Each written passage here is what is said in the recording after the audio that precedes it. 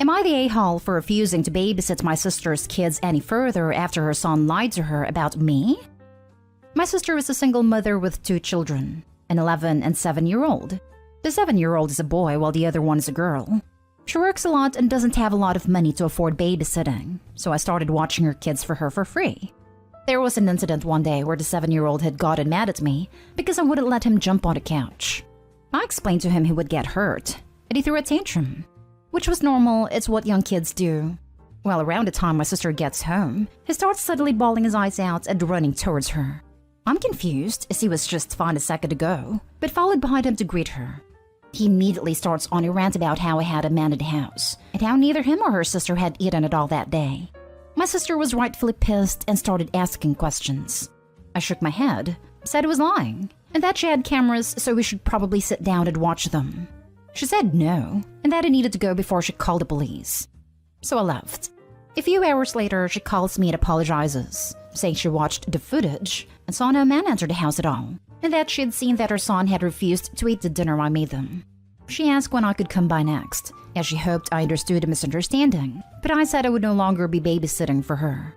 He said that he's just 7, and that kids lie all the time, but I still refused. We went back and forth over the phone insulting each other, and that was that. Our mother thinks I'm being ridiculous for being mad at the kid, but it's more than that. I could have gotten in trouble if the police had shown up and he was saying what he said. Am I the a-hole? Now for the top comments. Not the a-hole. You told her to check the cameras. She refused and threatened you with the police. She doesn't get to backtrack now and pretend everything is fine. Definitely this. Opie isn't just refusing to babysit because of the lie, even though it would be justified if he was, but because his sister went from 0 to 100 and wouldn't listen to your side. Not the a-hole. Not to mention she could lose her own kids because sister refused to entertain the possibility that the son was lying. Not the a-hole. Most 7-year-olds wouldn't lie to that severity. His mother is allowing him to manipulate her and even threaten you with the police. She has already shown she will take his word over yours, so there is no reason you should watch him again. Most 7-year-olds wouldn't lie to that severity. Former teacher, and I absolutely agree with this statement. Sister should try to get him a bit of therapy or help through the school, or else through a private source. This mindset of his is going to get worse as he gets older, and even more devious. Keep an eye on him when he visits Opie. He may retaliate. So I started reading this and immediately assumed you were being too sensitive for the 7-year-old child lying. And then I got this. She said no and that I needed to go before she called the police. At that point, it was clear not the a-hole. But your title's misleading. You're not refusing to babysit because her son lied. You're refusing to babysit because she didn't give you the benefit of the doubt when there was a clear-cut way of providing your innocence. But more importantly, why would she want somebody to babysit for her that she thinks would not feed her children all day? It's not her son's behavior that's the issue here. It's hers. I mean, there's something else going on for a 7-year-old to make up that big of a story. But also he seems to know that he can make up a story and his mother is going to default to believing him. That's a little scary. Forgive the 7-year-old, but don't forgive the adult. Your sister. Next story. Am I the a-hole for telling the price of my ring and then causing a domino effect of possible divorce? Last month, I, 33 female, got engaged to my boyfriend of 5 years, Mike, 35 male. Mike comes from a family of keeping up with the Joneses. They have very elaborate weddings, holidays, and events. The more expensive it is, the better it is mentality. However, I came from a family that started out poor, but gained affluence through my parents' hard work. Holidays and events are about the people, and we all live modest lifestyles, although we can afford more. My parents always said, wealth isn't just what you can buy, but the memories you can make. Well, Mike proposed to me with a ring pop that I thought was hilarious and adorable. The next day, we went for a ring, and he was expecting to spend a lot. But I found a beautiful morganite ring for less than $1,000, which I'm so privileged to have. The issue. While at his parents for a get-together, his cousin Nat asked about my ring. Since my ring was way less than Nat's, I said less than $1,000. She asked again, and I responded the same. She then said, he must not think you are worth more because I would never allow that. I will admit I was offended, but excused myself to find Mike. Well, he was talking to Larry, Nat's husband, and Larry said, I heard of all the rings you could have gotten, you chose a modest price, and you're not interested in a big wedding. That's smart, since me and Nat are still paying off the loan and credit cards for the wedding. On top of that, she wants a baby and wants to be a stay-at-home mom. We can't afford that, and I'm barely home as I'm working so much. Larry got quiet, so Mike offered him a guy's night and tried to cheer him up. The rest of the night was kind of awkward for us, and we felt bad. But the next night, Mike gets a call from his mom and aunt, yelling that Larry wants a separation as he is tired of Nat's spending, and claimed she was inconsiderate of him, and it's my fault because I had to flaunt my cheap, flimsy ring. Mike got mad, and then we heard a knock. It was Larry, and he asked to stay. Mike hung up on them and said yes. Well, there is more to the story. Larry found out Nat removed her IUD without telling him, and tampered with his rubbers. He said that it doesn't feel like he is part of a team. It is what makes Nat happy and ignored his needs. He cried and Mike comforted him, so I went upstairs to give them alone time. Nat called to blame me, and said it is my fault because I knew the type of family they are and should have fallen in line. I told her that she needed to grow up, take responsibility for her actions, and stop being a brat and recognize that her husband's mental health is crumbling. I told her to stop being so selfish. She called me a righteous witch and hung up. Now I'm being dragged in social media. Mike feels I'm right to defend myself and be proud of my ring, but my family said I shouldn't have answered and stayed humble to not repeat the prize. So am I the a-hole for telling the price of my ring and then causing a domino effect of possible divorce? Not the a-hole. Rolling on the floor laughing at flaunt your cheap, flimsy ring. You didn't flaunt anything. The nosy lady demanded to know how much it cost. Super tacky. Then made assumptions on your relationship based on how much your ring cost. Yes, in most cases it is not polite to discuss the cost of things. But obviously this lady just had to know. And obviously prides herself on how much money she can spend / is spent on her. Given the circumstances, you helped Larry dodge a bullet by committing a small faux pas. This woman is obviously a self-obsessed, manipulative, materialistic narcissist to try to scheme to get pregnant to trap a man. But obviously it was your cheap ring that ended the relationship, not her behavior.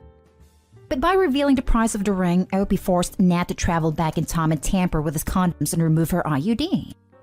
Not today, home. And I'm pretty sure you didn't start a possible divorce. I feel like this did. Larry found out Nat removed her IUD without telling him and tampered with his rubbers. That's divorce level crap right there. Had nothing to do with you. Seriously. They're struggling to pay off credit cards and she's trying to get pregnant while her partner is clearly trying not to. Your ring didn't do anything. Their partnership was already one-sided and broken. He just hadn't seen it yet. Not today, home. Opie, please tell Larry that what Nat did to him is actually a form of domestic mistreatment called reproductive coercion through birth control sabotage, and it is illegal in many places. He should aim to get any kind of documentation of her admitting that she did it, such as having a text conversation with her where he gets her to admit it, and then press charges. Thank you. I didn't know that. I will definitely let Mike know about it and have him look into it.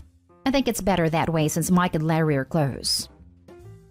Next story is titled, Am I the a-hole for not having my wedding to be all vegan? I, 26 female, and my fiancé, 28 male, are getting married in January 2022. We have everything planned like music, food, dessert, drinks, and who will be attending. Our food choice will be between chicken or steak, with a salad to start, and we thought it would be a fun idea for those that do not want a cake to have a make-your-own Sunday station. My fiancé has a sister, 24 female, that is a vegan. When we first met and got to know one another, I was open to trying vegan restaurants. Well, when I would suggest a restaurant that had vegan options, she would decline. She's the only vegan guest that will be attending the wedding. We let her choose a dish that she wanted to have for the wedding, and ice cream that is vegan-friendly. Well, future mother-in-law and father-in-law called my fiancé and suggested maybe changing the menu to all vegan. He went nuts and told them no. He was not going to change the menu because of his sister. His sister started texting and blaming me for being controlling and manipulative. And his parents are now thinking about not helping with the wedding and leaving it to us and my family. Fiancé thinks they are being unfair and is not speaking to them. Am I the a-hole for not having my wedding to be all vegan? Not today, home. Why the hell should your entire menu be vegan when only one vegan is attending? That's an outrageous request. Sister-in-law can have an all-vegan menu at her own damn wedding. She assumed that the entire menu would be vegan, but my fiancé thinks it's crazy. Your fiancé is right. Stand your ground on this one or you'll be setting up future shenanigans. Not today, home. Your sister-in-law is a prime example of why people can't stand vegans. Tell her and future mother-in-law they're welcome to skip the wedding if they really want to lose family over one meal that you gave her vegan options for. I mean, I don't think this lady represents all vegans. Most of us are significantly less self-centered than this crazy lady. No, she doesn't represent all vegans, but you don't normally hear about the sane vegans, only the crazy ones. So she's one of the reasons people can't stand vegans, because she's one of the examples of the crazy vegan. As a 15-plus-year vegetarian, not a home, and holy cow is that some entitled, self-centered nonsense to think the whole wedding should be vegan for one person. That's ridiculous. As a 50-plus-year vegetarian, I agree, this is nuts. And why vegans get a bad reputation. Next story. Am I the a-hole for not attending my sister's baby shower because my fiancé is not invited? My sister and family are planning her baby shower next week, and once my fiancé asked how she could help the preparation, my sister told her that sadly she was not going to be invited.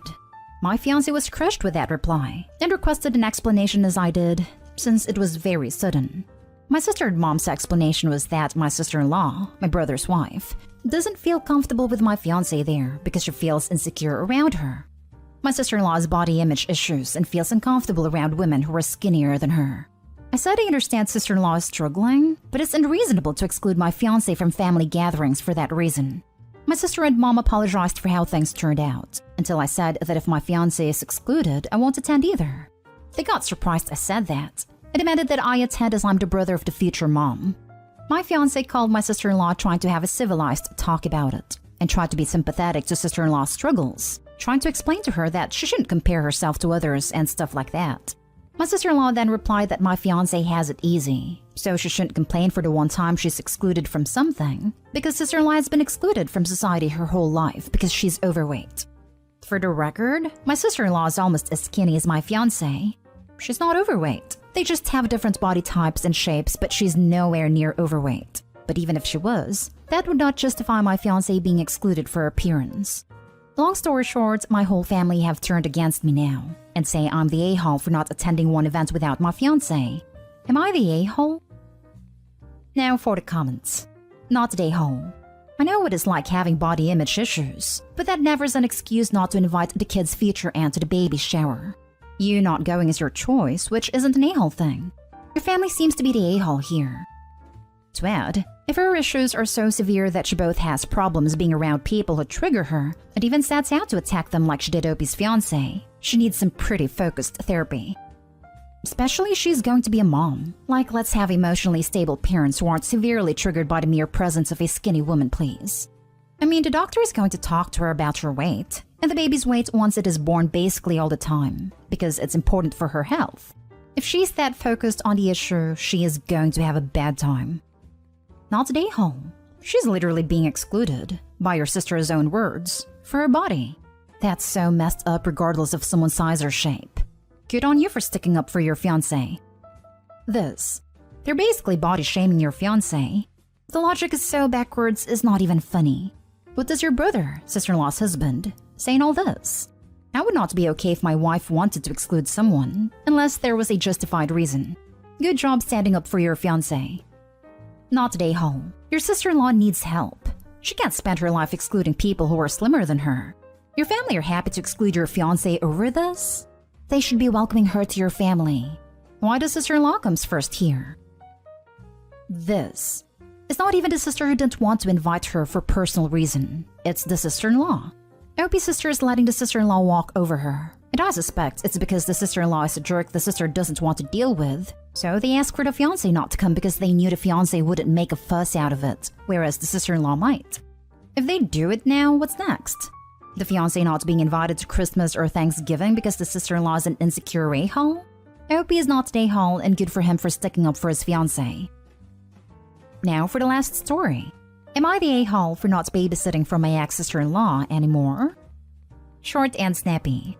I discovered around 2 years ago that my ex-husband had a secret family. He had had 3 kids with his mistress. He had also stolen money from me which I had inherited from my late first husband. The last few years have been utterly devastating as I tried to rebuild and protect my children. Prior to this whole mess, my younger kids with second husband used to hang out a lot with his sister's children. She worked a lot while stayed at home more, so I provided a lot for her childcare. My second husband encouraged me to give up a successful realtor business, and so did she. She knew the whole time about a side piece. She backed off when the whole mess blew up. Now the divorce is finalized and some, not all, of the money he stole has been returned, she wants back in. She says her kids miss their cousins. She says I shouldn't be petty and should be a better co-parent. She says that she stayed out of my business and I shouldn't hold grudges. She says that I need to learn to let things go. She says so many things. She is educated and I'm not. She doesn't let up, and she rolls her eyes when I say no. Is it petty that I just don't want anything to do with her? Not today, home. She knew the whole time about a side piece. She can ask the side piece to babysit. She probably asks the side piece too. Double dipping, you know. I mean, her brother was doing it. Why can't she? The only reason ex-sister-in-law didn't mention the husband cheating was because she was getting free childcare. The only reason she wants back in is because you were benefiting her. She was complicit in her brother's betrayal, but she was getting free childcare from the person she betrayed. She's using shame, guilt, and manipulation. And worst of all, she's playing on the emotional health of a bunch of innocent children. She sounds like a vile user and a manipulative narcissist. There is no good that comes from continuing to entertain her requests. No is a complete sentence. She says a lot, doesn't she? It's a pity that she kept her mouth shut when you were being double-crossed in such a horrible way. Cut her off completely. Block her cell phone. Why on earth would you want to keep contact with her? Oh, and obviously not stay home.